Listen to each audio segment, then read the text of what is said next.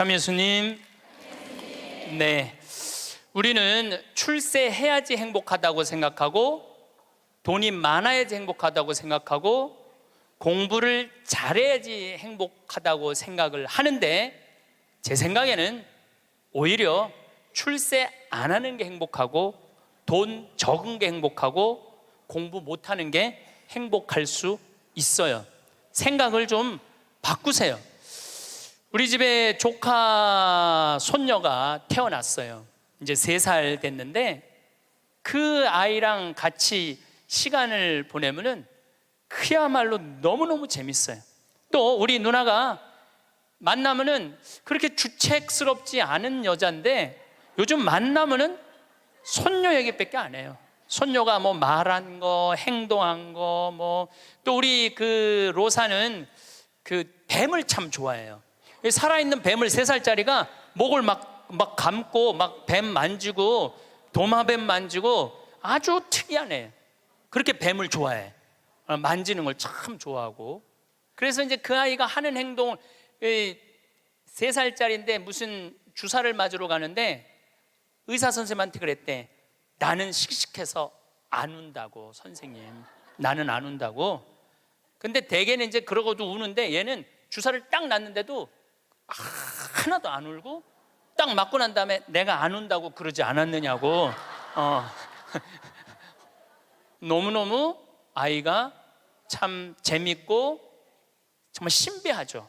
그리고 그 할머니, 할아버지, 엄마, 아빠, 또 나조차도 그 아이를 만나면 너무너무 즐거워요. 여러분들도 자식을 키울 때 그런 즐거움이 있었을 거예요. 근데 언제부터 원수가 되기 시작하냐면은 공부를 하면서부터 원수가 되기 시작해. 공부를 하면서부터. 그냥 그렇게 이쁘고 귀엽고 즐겁게 뱀 만지고 그냥 쭉 자라면은 걔하고 원수 될 일이 없을 거예요. 근데 공부를 시키는 순간부터 애한테 스트레스를 주는 거예요. 독해지라고. 너 그렇게 순해서는 안 된다고. 그러니까 애들한테 스트레스를 주기 시작하는 거예요. 제가 9월 10일 날 한국에 들어왔는데 처음 접한 소식이 뭐였느냐면, 부산에서 9월 1일 날 여중생 15살짜리 총 7명이 14살짜리 1년 어린 여동생을 2시간 동안 때린 거예요. 이건 때린 정도가 아니야. 알루미늄 의자로 애를 내리치고, 벽돌로 머리를 치고, 소주병으로 얼굴, 눈을 가격을 하고, 심지어는 담뱃불로 등어리를 찢기까지. 그래서 머리를 3바늘을 꼬매고 입안에도 3군데가 찢어져 갖고 3번. 그 사진을 보니까 애가 눈을 뜰 수가 없어. 너무 맞아 갖고 눈을 뜰 수가 없어. 그것도 남자 애들도 아니고 여자아이인데 그것도 15살. 이 15살이라면은 16살. 여기 16살을 뭐라고 그러냐면 이팔 청춘이라고 그러잖아요. 이팔이 16 해갖고 이팔 청춘이라고 그러잖아요. 그러면 이 16살짜리 여자아이들은 로미오와 줄리엣이 16살이었어요. 춘향이가 16이었어요. 심청이는 15살이고 성모님이 16살이었어요. 가장 여자가 아름다운 나이가 16이에요. 가장 순수하고 깨끗한 나이의 아이가 16이에요. 그리고 제일 예쁠 때가 16이라고 그래요. 사람이 제일 여자가 제일 예쁠 때가 16이라고 그래.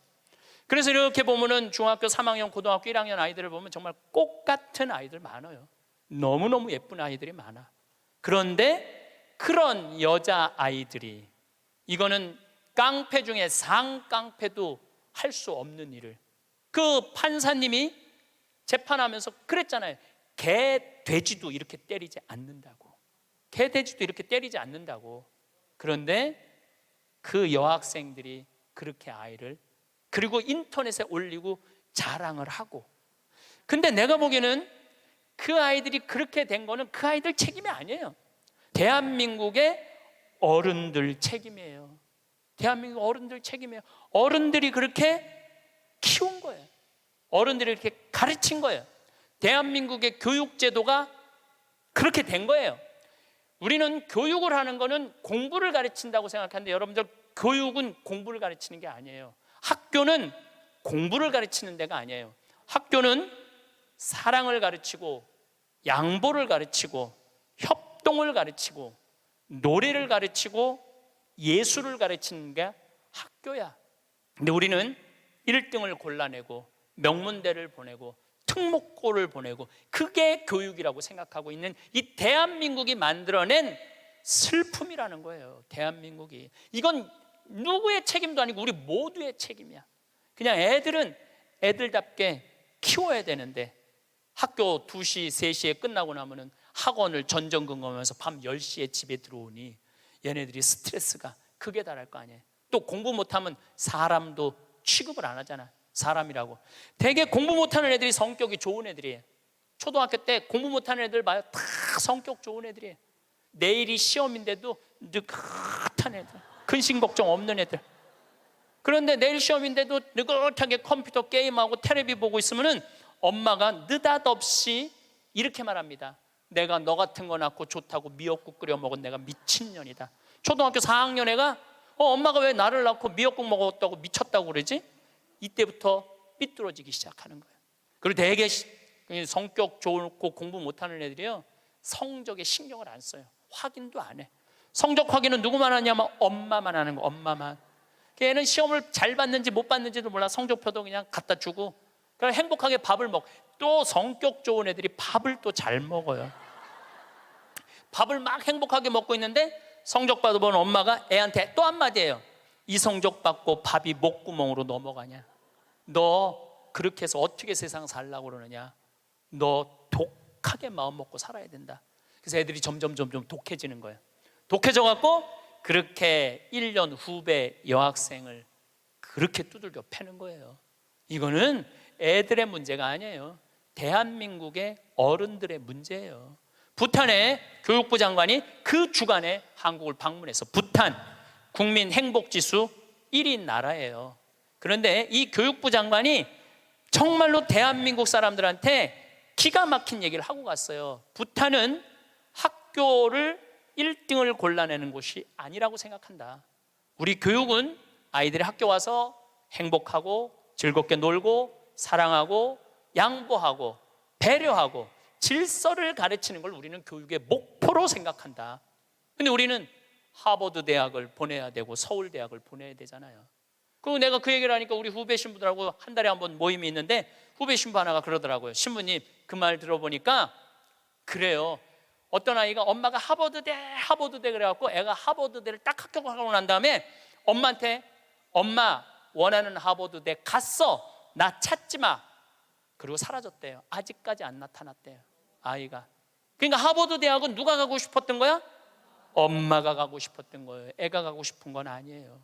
우리가 지금 뭔가 교육을 잘못하는 거죠. 여러분들 정말로 공부 못하면 불행할까요?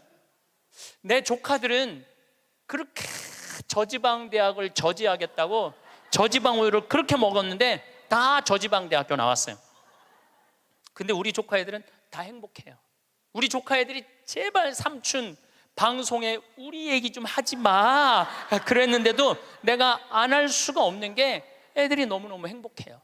우리 조카들은 내가 수원에 어머니 아버지 모시고 식사한다 그러면은요, 일주일 전에 얘기하면 100% 다 나와요. 그러니까 공부를 못하는 건 죄가 아니야. 그런데 가족 모임에 안 나오는 건 죄야. 그건 죄야. 가족 모임에 안 나오는 건 죄예요. 공부를 못하는 건 죄가 아니에요. 그럼 우리 애들이 다 저지방 대학에 졸업을 했는데 우리 애들이 지금 불행하게 사느냐? 우리 조카 애들은 6명이 다 친해요. 왜냐하면 우리 조카 애 중에 한 명만 서울대학을 나왔으면 그렇게 친하지 않을 거야. 똑같이 다 저지방 대학을 나와서 애들이 너무너무 친해. 그리고 우리 조카 애들은 직장 생활하는 애들이 한 명도 없어요. 왜냐하면 직장 생활에 이력서를 낼 만큼 스펙이 안 돼. 그래서 직장 생활하는 애들이 한 명도 없어. 그런데 돈도 잘 벌어요. 우리 누나 아들은 2가지 일을 하는데 나한테 자세하게는 얘기는 안 해도 내가 보니까 대충 1년에 1억 이상은 버는 것 같아요. 다른 애들도 다 결혼도 잘하고 결혼 생활도 잘하고 행복하게 살아요. 얘네들은 어렸을 때 공부 딱 보고 내가 그랬어요. 우리 형제들한테 공부를 못하는 건 죄가 아니다, 죄인 취급하지 말아라. 그래서 얘네들은 학원을 다니는 애들이 거의 없어.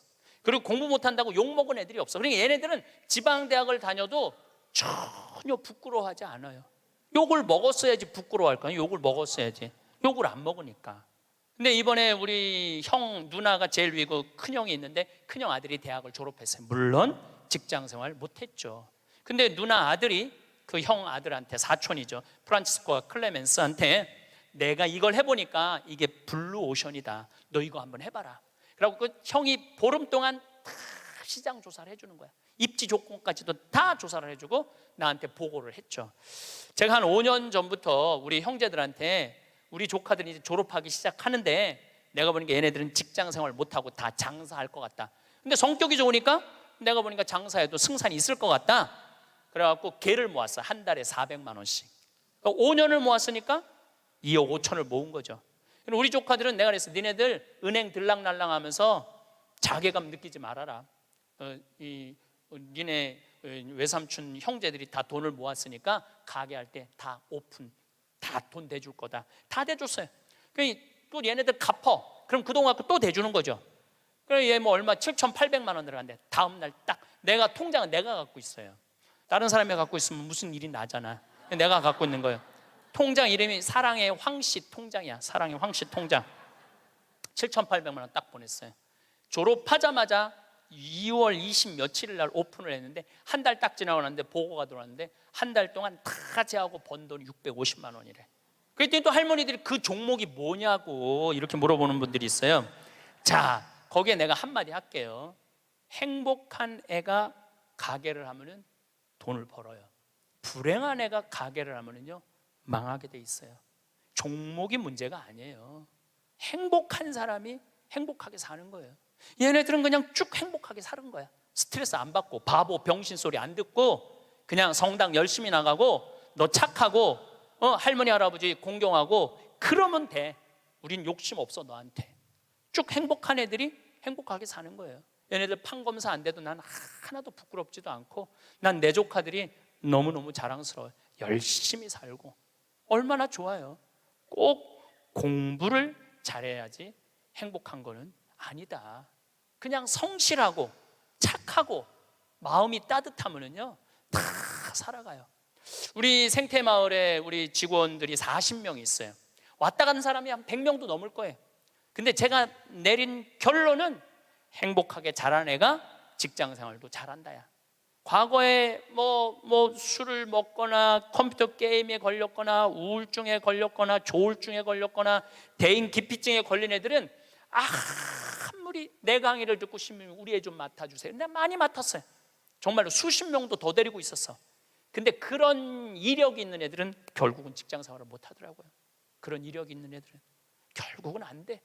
그러니까 결국은 애를 만들어내는 건 주위 사람이 아니야. 부모가 아이를 얼마나 아끼고 사랑하느냐, 이게 중요한 거예요. 공부가 중요한 게 아니고 출세가 중요한 게 아니고 이 세상에 와서 행복한 게 중요한 게, 행복한 게.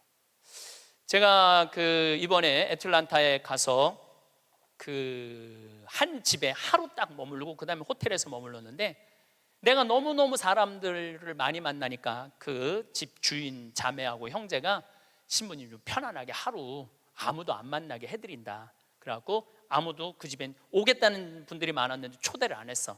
대신 아들이 하나 있는데 아들이 미국에서 두 번째로 좋은 테크 유니버시티, 그러니까 기술 대학교인데 4학년이래. 근데 아들한테 전화를 한 거야. 우리 집에 신부님 오셨으니까 너 와서 저녁 먹고 가라, 기숙사에서. 근데 내가 1시에 이제 좀 씻고 좀 방에서 누워서 쉬고 있는데 얘가 3시에 왔어. 3시에 와갖고 엄마하고 두런두런 얘기하면서 엄마 음식 준비하는 걸 다 옆에서 돕더라고요. 고기도 굽고 6시에 밥을 먹는데 아이가 너무너무 얼굴에 순해. 좀 너무너무 순하고 깨끗하고. 근데 밥을 먹고 이야기를 두런두런하고 밥 먹고 난 다음에 끝났는데 10시까지 나하고 얘기를 하는 거예요. 색소폰을 연주를 기가 막히게 하는데 자기 연주한 것도 다 보여줘가면서 밤 10시가 되니까 엄마가 너 이제 기숙사 가라고 10시에 집에를 가더라고요. 학교를. 내가 여러분들 집에 갔어. 여러분들 자녀 중에 서울대학 법대 다니는 애가 있어. 근데 내가 여러분들 집에 방문했어. 5분 신부님 오니까 너 우리 집에 와서 저녁 식사해라. 그러면 와서 3시부터 밤 10시까지 식사 같이 할 자식이 얼마나 있을까요? 내가 보기에는 거의 없어요. 왜냐하면 내가 본당 신부 때 가정 방문하면은 방에 있는데도 나오는 애가 거의 없어요. 자기 공부한다고. 아니, 본당 신부님이 가정 방문을 했는데 방에 있는데도 안 나와. 이게 지금 대한민국의 교육의 현실이에요. 그게 여러분들 훌륭하게 키우는 거예요? 우리 집에 손님이 왔는데, 그것도 본당 신부가 왔는데 자기 공부한다고 내가 거기서 미사하고 한 2시간 있어도 얼굴도 안 비치는 자식들, 천지예요. 그러니까 우리는 뭔가 지금 잘못하고 있는 거예요. 또 잊지 못하는 애가 또 하나 있어. 세크라멘토에 강의를 갔는데 총회장님 집에서 제가 머물렀어요. 밤 10시에 강의가 끝나고 저녁에 갔는데 그 집 아들이 대학교 4학년이었어요. 그런데 이제 뭐 총회장이 치과 의사라 이렇게 게스트하우스가 따로 있더라고요. 근데 거기서 이제 와인을 한 잔 먹고 이 얘기 저 얘기 했는데 1시 반까지 얘가 내 앞에서 시중을 들더라고요. 또 내가 물어봤어요. 야, 너 내일 학교 가야 된다며 왜 방에 안 들어가냐? 우리 집에 손님 왔는데 내가 어떻게 들어가서 자느냐. 나 그걸 아직도 잊지 않아요. 그리고 내가 신부님 잠자리, 게스트하우스에 신부님 잠자리까지 봐줘야 되겠다는 거예요. 세크라멘토가 굉장히 덥거든요. 내 이불까지 봐주고 에어컨 온도까지 다 하고 나 침대에 눕는 거 보고 가더라고요. 근데 내가 왜 이 얘기를 하느냐면은 얘가 이제 대학원, 그러니까 의대는 보통 4학년 학부 끝나고 의대를 가거든요. 치대를 갔어. 라스베가스에 있는 치대를 갔는데 아버지가 굉장히 서울 치대 나와갖고 굉장히 돈을 많이 버는 분이에요. 근데 치대를 가서 얘는 군의관으로 지원을 했어. 군의관으로 지원을 하면 의대가 1년에 학비가 1억이래요. 그 학비를 국가에서 다 대줘. 그 용돈도 다 내줘. 야, 너 아버지 돈 많은데 아버지한테 돈 달라고 그러지 왜 네가 군의관까지 지원을 하느냐? 근데 또 그 아이가 또 잊지 못하는 말을 했어요. 내가 왜 엄마 아빠의 미래를 빼앗아야 되느냐고. 자기가 아버지 돈 쓰면 엄마 아빠 나 얼마든지 할 수 있는데 우리나라 명문대학교 애들은 엄마 아빠가 언제까지 살았으면 좋겠냐? 60살까지 살았으면 좋겠다고. 자기 뒷바라지하고 죽었으면 좋겠다고. 이게 지금 대한민국이 교육을 잘못하고 있는 거예요. 크게. 난 내 강의 때 핸드폰 올려도 한 번도 신경질을 부린 적이 없어. 한 번도. 이것도 다 이해가 되더라고. 내 나이만 돼도 네 바지에서 올리는지 내 바지에서 올리는지도 몰라. 예. 또 우리 할머니들 내가 노인대학 강의해 보면은 핸드폰이 울려도 이게 끌 줄을 몰라요. 유일한 방법은 받는 거야. 딱 봐도 나 신부님 지금 강의 들어. 근데 저쪽에서 엄마 중요한 얘기야. 그러면 공간 개념이 없어져요. 말해봐. 그러고 나보다 더 크게 대화를 해. 무슨 일인데? 막 이러면서 나이를 먹으면 어쩔 수가 없어요. 그래서 내가 깨어서 있으라는 거예요. 깨어서. 근데 저도 뭐 내 핸드폰 켜놨는지 꺼놨는지도 몰라. 근데 이 진짜 내 들은 얘기인데 어떤 자매가 핸드폰을 켜놨는지 꺼놨는지 핸드폰을 뭐 냉장고에 넣어놓고도 찾고 지갑도 잃어버리고 가방도 잃어버리는 자매가 있었대. 근데 여러분들 그렇죠? 지금 깜빡깜빡하죠? 옛날 같으면 46세 평균 연령이었을 때는 100년 전에 여러분들 지금 살아있는 사람 한 명도 없어. 다 죽었어. 근데 너무 오래 사니까 그런 일이 벌어지는 거야. 너무 오래 사니까 잊어먹는 것도 많고. 근데 어떤 자매가 하도 건망증이 많은 자매가 너무 잘 잊어먹었는데 근데 한 번은 이제 운전을 하려고 딱 차에 탔는데 운전대가 없어졌더래. 운전대가. 내가 이제 잊어먹다 운전대까지 잊어먹는구나. 너무너무 당황을 했대. 이 운전대가 어디 갔나 이놈의 차에. 한참을 찾고 정신을 차려보니까 앞문으로 타야 되는데 뒷문으로 탄 거야. 뒷문으로 타갖고 거기서 운전대를 찾고 앉아있어. 이게 뭐 앞문인지 뒷문인지도 모르고서 참 이게 너무 오래 살아서 그래. 너무 오래 살아서. 어쨌거든 이 친구가 한국에 평창에 와갖고 내가 또 장어도 사줬어요. 근데 이미 벌써 치대를 졸업하고 한국에 와서 용산에서 근무를 하고 이제 돌아가서 의사를 개업을 했다고 그래요. 내가 외국에 이렇게 다니면 경쟁이 없는 나라 애들이요 부드러워요. 따뜻해요. 경쟁이 없는. 근데 경쟁이 있는 데를 가보면요 너무너무 살벌해요. 근데 대한민국은 나라 전체를 경쟁으로 만들어 놨잖아요. 그러니까 나라가 살벌한 거예요. 나라가. 또 이 프랑크푸르트에 유럽에 강의를 갔는데 그 가족들도 내가 잊지 못해. 내가 프랑크푸르트 주교자 성당에 가서 미사를 좀 봉헌하고 싶다 그러니까 엄마가 이 독일어가 유창하지 않았던 거죠. 아들하고 딸한테 연락을 하더라고. 딸은 학교 선생님, 아들은 법대인지 의대를 다니는데 신부님 안내 좀 하라고. 두 아이가 나와서 나를 안내를 하는데 기가 막히게 안내를 하더라고요.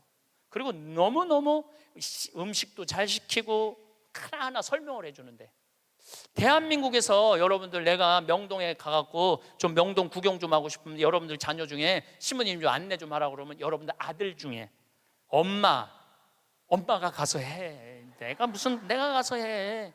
그러니까 이게 이 영어로 말하면 우리나라 애들은 프렌들리하지 않아요. 다정하지 않아요. 다정하지가 않아. 애들을 보면 굉장히 불편해. 애들이 이게 지금 이러니 대한민국이 그러니 지금 이 자기 1년 후배를 벽돌로 머리를 깨고 소주병으로 때리는 애들이 앞으로 만들어갈 세상은 어떤 세상일 것 같아요? 지금 대한민국이요 교육 제도를 바꾸지. 제가 아까 1000년, 100년, 10년, 2030년, 2040년 얘기하죠. 완전히 새로운 세상이 되고 있어요. 지금 공부 잘한다고 좋은 세상은 끝났어요. 행복한 사람이 많아야지 행복한 나라가 되는 거예요. 그러니까 여러분들 행복한 나라를 가꿔야 돼요. 행복한 나라를. 나는 자연인이다 라는 프로 어때요? 보셔요?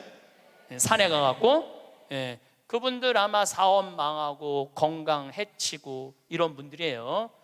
근데 그분들 물론 선택해서 가는 거겠지. 이 방송사에서 조금 조작도 있을 거예요.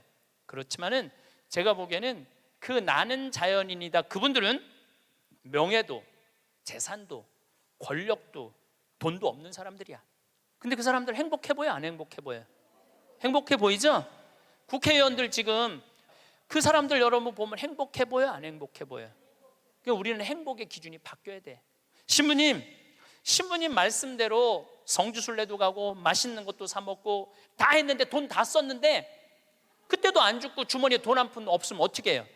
그때는 여러분들 어떻게 하면 되느냐면 집에 가만히 앉아 있으면 돼요. 그때는. 근데 문제는 뭐가 문제냐면은 나중에 쓰려고 지금 가만히 있는 분들이 많아요. 나중에 쓰려고. 근데 내가 이렇게 얼굴을 보니까 돈 쓸 수 있는 마지막 얼굴들이야. 나중에 어디서 나중에. 지금 안 쓰면은 나중에는 더 못 써요. 지금 안 쓰면 나중에 더 못 써요. 그러니까 지금 쓰세요. 성지순례도 가고. 한국도 지난 목요일 날 우리 직원들 데리고 민둥산에를 갔었어요. 정선에. 너무너무 잘 해놨어. 내가 뭐 전 세계를 다니면서 대한민국처럼 등산 잘할 수 있도록 꾸며놓은 나라도 없어요. 대한민국처럼 등산할 수 있도록 꾸며놓은 나라도 없어요.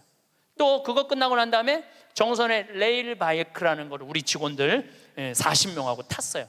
이야, 신나더라고요. 우리나라도 다닐 때가 너무너무 많아요. 그리고 여러분들이 제가 한 10년 전에 할머니들이 용돈이 5만 원 나올 때가 있었어요. 내가 그때 할머니들한테 뭐라고 그러냐면 5만 원 다 닦아 써라. 조금 있으면 10만 원 나올 거니까. 10만 원 올랐죠? 다 닦아 써라. 조금 있으면 20만 원 나올 거다. 지금 20만 원 나오죠? 다 닦아 쓰세요. 5년 후에는 최소한 60만 원, 70만 원 나와요. 5년 후에는 내가 자신 있게 얘기할 수 있어요. 그리고 그렇게 가야 되고 그렇게 가야 돼요. 그래야지 여러분들도 행복하게 살 거 아니야. 우리나라가 경제 규모가 작으면 내가 이런 말을 감히 못해요. 우리나라 경제 규모 굉장히 커요. 그리고 대기업에서 돈을 내놔야 돼요. 대기업에서 돈을 내놔야 돼요. 이번에도 삼성 3분기 실적 보고 하니까 엄청나게 벌었더라고. 그런데 우리 이건희 회장님이 쓰러진 지 3년 5개월 돼요. 이건희 회장님 쓰러진 지 3년 5개월 된 거 아는 사람도 대한민국에 나밖에 없을 거야. 근데 쓰러질 때 재산은 12조 5,900억이었어요. 쓰러질 때 12조 5,900억. 근데 3년 5개월 만에 주식이 올라갔고 20조야. 20조. 그런데 그 20조가 무슨 의미가 있을까요?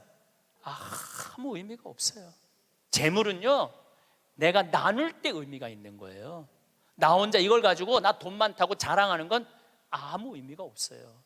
그래서 인생은 여러분들, 이제는 여러분들이 자아 완성이라는 큰 숙제가 남아 있어요. 이제 뭐 출세할 것도 아니고, 판사 될 것도 아니고, 검사 될 것도 아니고, 국회의원 될 것도 아니고, 대통령 될 것도 아니잖아요. 그것도 중요한 것도 아니고, 가장 중요한 거는 내가 이 세상을 충만하게 살아가고 행복하게 살아가고 확신을 가지고 살아가는 게 중요한 거예요. 그러려면 자아 안성을 하기 위해서 뭐가 필요하냐면 깨달음이 필요한 거예요. 깨달으려고 여기 나온 거 아니에요? 그렇죠? 오늘 많이 깨달았죠? 여러분들은 내가 봐도 훌륭한 분들이야. 예. 여러분들 정말 훌륭한 분들이에요. 여러분들 같은 마음이 많은 분들이 있으면 대한민국은 행복해요. 제가 사제로 살면서 처음에는 몰랐어요. 사제가 얼마나 위대한 일을 할 수 있는 사람인가를 몰랐어요. 그냥 신부 강론하고 미사하는 건 줄만 알았어요. 근데 지난번에 우리 평화방송에서 성서 황창현 신부와 함께 따라는 성경 여행 있죠? 예, 그거를 하면서 12번을 강의를 해서 총 24시간이지만 한 번 강의할 때마다 내가 한 사람씩 고쳐준다고 그랬어요. 병원에서. 왜냐하면 예수님 성서를 묵상하면 전부 병 고치는 거야. 여기 오신 분들도 아마 아픈 것 때문에 고통스러운 분들 많을 거예요. 그리고 이게 빨리 치유되기를 간절하게 바라는 분들 많을 거야. 근데 문제는 나는 말씀의 은사는 받았는데 치유의 은사를 못 받았어요. 난 진짜 치유의 은사가 없는 것 같아. 남들은 안수기도 하면 막 우리 오홍진 신부님 한참 젊었을 때 성령 충만했을 때 이쪽 쓰러진다면 이쪽 100명 쓰러지고 저쪽 100명 쓰러지고 그러는데 나는 25년 동안 안수기도를 그렇게 했는데도 쓰러진 사람이 한 명도 없어요. 정말로. 그리고 그게 치유 은사 있는 신부들이 있어요. 확실히 그걸 내가 느껴요. 분명히 있는 분들이 있어요. 근데 내가 이렇게 신부님 제발 그래도 안수 좀 해주세요 그래갖고 내가 탁 손을 얹으면은 내가 느껴. 내 손에서 아무것도 안 나오는 게 느껴져. 이 아무것도 안 나오는 누르고 있는 나도 한심하고, 더 한심한 건 아무것도 안 나오는데 치유하겠다고 머리 디미는 교우들이 더 불쌍한 거예요. 더 불쌍해. 미안하기도 하고 안타깝기도 하고. 그런데 12명을 수술을 해주겠다고 빈센트 병원하고 연락을 했는데 정말로 놀라운 거는 돈이 8천만 원이 들어가요. 12명 수술해 주는데 병원에서 반 부담하고 내가 반 부담하는 거니까 8천만 원이 들어가는데 그 돈이 마지막에 얼마까지 들어왔느냐면 8,150만 원까지 들어왔어. 그래갖고 내가 150만 원도 스님한테 보냈어. 신부님 8천만 원이라는데 150만 원은 왜 보냈습니까? 들어왔으니까. 돈이 들어왔으니까. 이거 가지고 과일 사서 보내고 수술한 사람들 영양제 사서 보내라고 병원에서 그 150만 원 갖고 12명한테. 그래서 몽고 사람, 아프리카 사람, 베트남 사람, 또 우리나라 있는 분들 정말 기가 막힌 분들 수술 다 해줬어요. 너무너무 좋더라고요. 아주 쑥스러우네. 내가 박수 받으려고 그러는 게 아닌데. 내가 한 게 아니에요. 내가 한 게 아니고 교우들이 보내준 거예요. 내가 한 게 아니고. 제가 뭘 깨달았느냐 하면은 내가 하지 않아도 내가 통로가 된다는 걸 깨달아서. 통로가.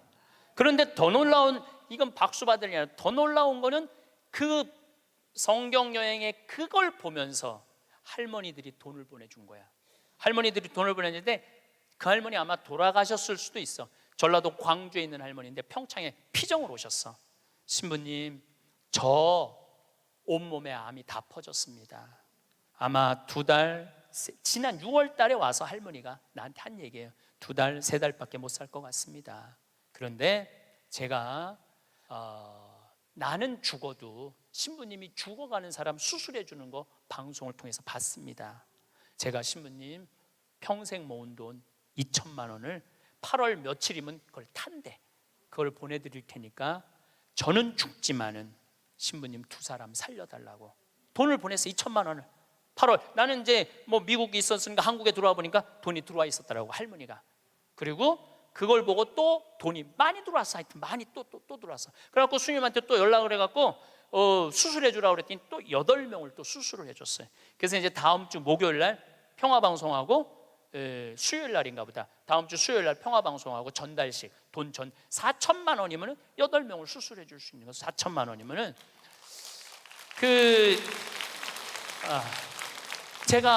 저는 한 푼도 안 냈어요. 저한테 박수 치지 마세요. 저는 한 푼도 안 냈어요. 근데 제가 뭘 깨달았느냐 하면은 내가 좋은 지향을 가지고 저는 이런 일을 하고 싶습니다. 이렇게 도와주고 싶습니다. 내 이 지향을 가지고 살면은 하느님이, 그리고 하느님을 사랑하고 하느님 나라를 사랑하는 교우들이 도와주는구나. 그 내가 심부름의 역할은 할 수 있는 거 아니냐. 그런 걸 깨달으니까 이제 어려운 데를 찾아서 도와주게 되더라고요. 근데 놀라운 거는 이제 얼마 전에는 외방선교에서 필리핀 바기오라는 곳에서 이상원 배다라는 젊은 신부가 10년 동안 거기 농민들을 위해서 살았대. 유통 시스템을 하고 싶대. 냉동차가 있으면은 마닐라로 그 농사진 걸 보낼 수 있대. 그래서 그것도 또 5천만 원을 도와줬어요. 근데 내 돈으로 도와주는 게 아니에요. 도와주라고 보내주는 분들이 너무너무 많은 거야. 그래서 아마 다음 달에는 내가 그 이제 동영상을 여러분들 보면은 기가 막힐 거예요. 그 아프리카 잠비아에 지금 이루어지고 있는 일들을 보면은 기가 막힐 거예요. 그래서 여러분들도 내가 왜 사는지 그걸 깨달아야 돼. 내가 왜 사는 이유가 있을 거 아니에요. 그냥 살아? 내가 하다못해 여러분들 자식들한테도 성당 나오는 자식들한테, 성당 안 나오죠 자식들, 여러분들은 전부 다 열심히 한 분들 아니야? 그럼 제일 고민이 뭐야? 자식 성당 나오는 거 아니야? 그렇죠? 성당 나왔으면 좋겠어. 근데 애들은 성당 나가기 싫어. 먹고 살기도 바쁘고 성당 나가면 이거 해라 저거 해라 싫어. 그래서 성당 나가기 싫은데 오래간만에 엄마네 집에 갔는데, 어머니네 집에 갔는데 80 넘은 어머니가 웃으면서 얘기해도 성당 나갈까 말까 한데, 머리는 하얗고 얼굴엔 주물이 자글자글하고 웃어도 이쁠까 말까 하는데 거기다 인상을 써가면서 성당 좀 나와. 어떤 놈이 성당 나가고 싶어? 더 나가기 싫지. 근데 여러분들 그렇게 말하면 그건 성교가 아니에요. 아들이 오래간만에 오잖아요. 얘야, 내가 하느님을 믿으니까 참 행복하다. 내가 지난번에 삼성산 성제 가고 신부님 강의를 들었는데 출세하는 거 그거 부러울 큰 없다고 그러더라. 나는 우리 아들이 더 자랑스럽다. 나는 너를 보면은 너무 자식 하나 잘 얻었다고 생각한다. 나는 하느님한테 너무너무 감사하고 내가 사는 게 너무너무 기쁘다. 한마디 또 해서 신부님이 나를 얼굴을 보니 돈 쓸 수 있는 마지막 기회라고 그러더라. 그래서 내가 지난번에 냉면 가서 사 먹었는데 오장동에 가서 냉면 사면 너무 맛있더라. 나는 하느님 믿어서 너무너무 행복하다. 그리고 여러분들이 돌아가셔서 세상을 떠났어. 난 천당 갈 거다. 아들이 먹고 살기 힘들고 사는 게 지칠 때 엄마 생각하겠죠. 야, 우리 엄마가 살아생전에 그렇게 하느님 믿어서 행복하다는데 나도 하느님한테 가야지. 여러분들이 하늘나라의 증표가 될 수 있는 거예요. 그것도 나누는 거예요. 그것도 저는 물을 볼 줄 알아요. 밑에 또 물 봐달라고 그러는 사람 또 있으면 안 되는데 운물, 그러니까 대수층에 한 20m, 30m의 물을 봐요. 근데 한국에서는 제가 물 안 봐요. 아프리카에서 잠비아에서는 내가 물을 봐요. 여기 물 나온다 찍으면 딱 나와. 그거 얼마나 좋은지 몰라. 내 능력으로 여기에 우물을 팔 수 있는 자리를 찍어낼 수 있다는 게 얼마나 좋은지 몰라요. 얼마나 좋아. 그러려면 뭐를 해야 돼? 공부를 해야지. 그냥 봐. 배워야지. 내가 그래서 물 보는 책을 2권, 3권을 사서 읽었어요. 수맥 보는 방법을.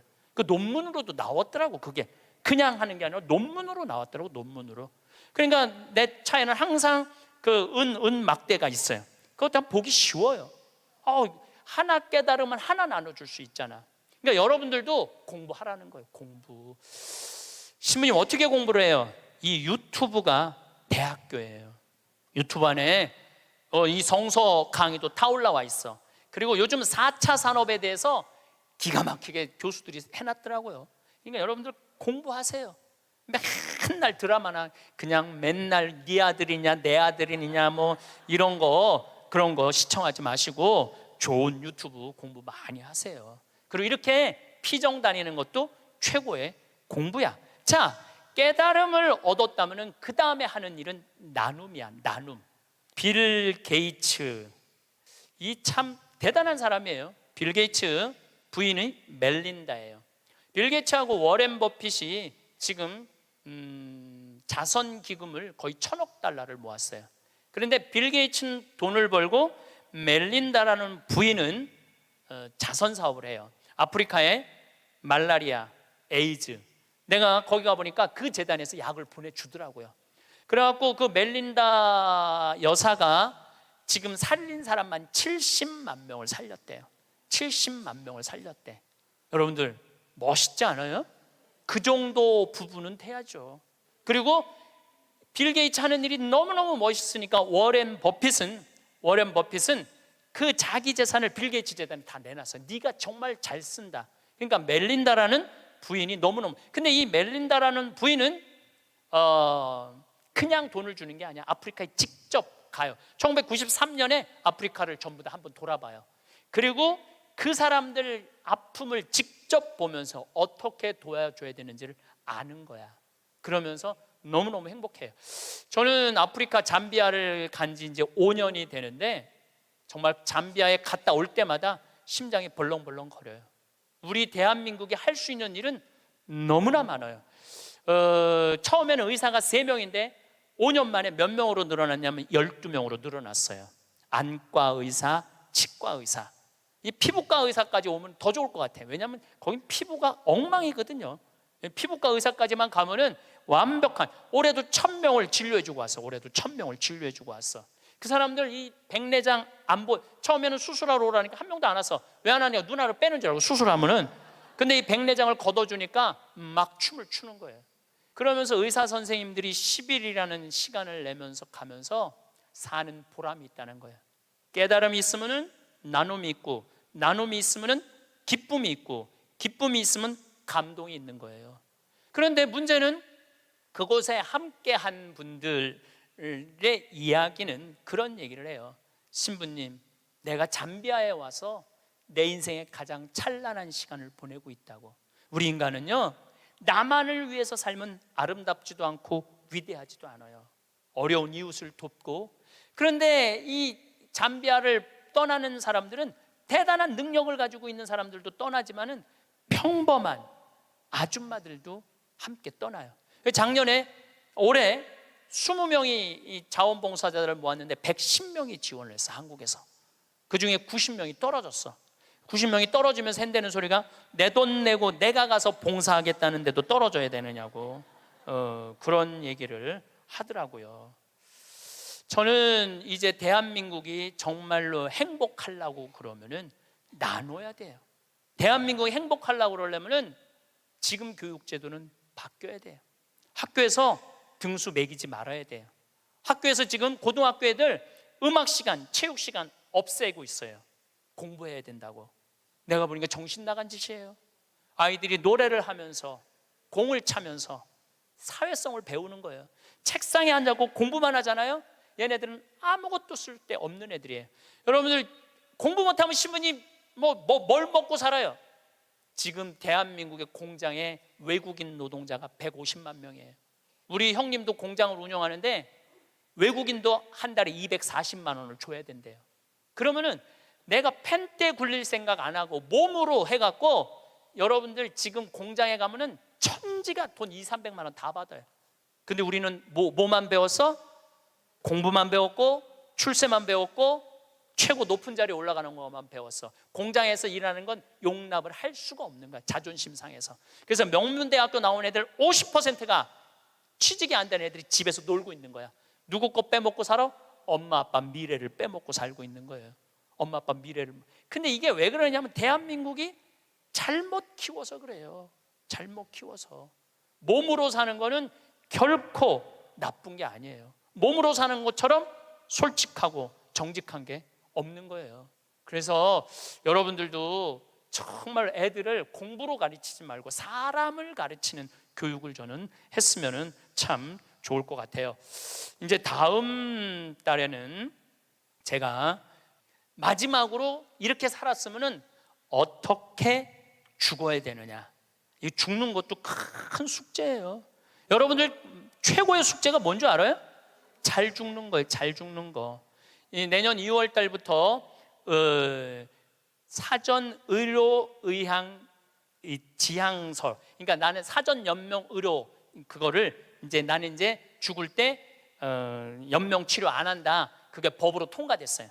법으로 통과가 되었고, 내년 2월 달부터는 나는 암에 걸렸다 그러면은 더 이상 치료 원하지 않는다. 말기 암 더 이상 치료 원하지 않고 심폐소생술 안 한다. 여러분들 80살 넘어갖고 심폐소생술 하면 어떻게 돼요? 갈비뼈 다 부러져요. 왜? 죽어가면서 갈비뼈 부러뜨려가면서 죽어야 돼.